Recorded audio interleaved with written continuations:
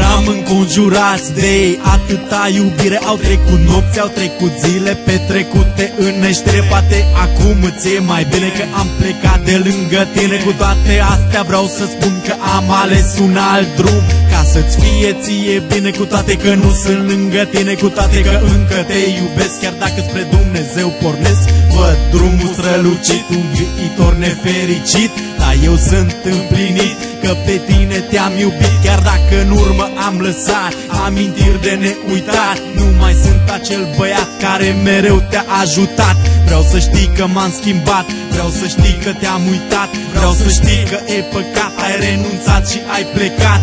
Aș vrea să pot să dau timpul înapoi, aș vrea ca o ploaie să șteargă totul dintre noi.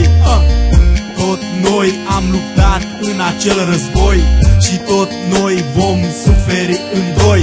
Când viața înseamnă prea puțin, când problemele ei sunt prea multe și nu știi de unde vin, să îți amintești mereu, mereu, nu am să fiu eu. Când viața înseamnă prea puțin, când problemele ei sunt prea multe și nu știi de unde vin, să îți amintești mereu, mereu, nu am să fiu eu.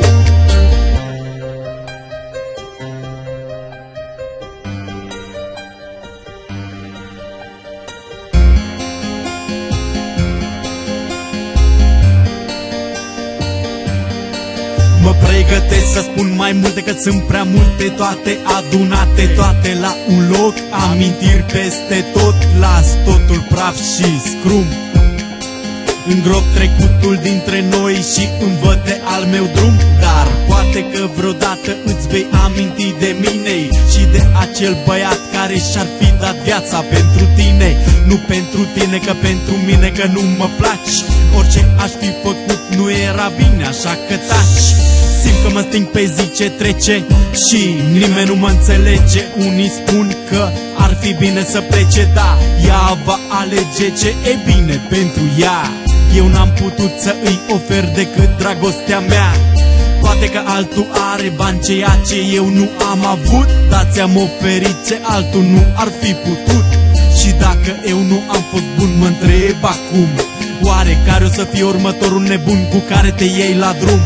Când viața înseamnă prea puțin, când problemele ei sunt prea multe și nu știi de unde vin, să îți amintești mereu, mereu, nu am să fiu eu. Când viața înseamnă prea puțin,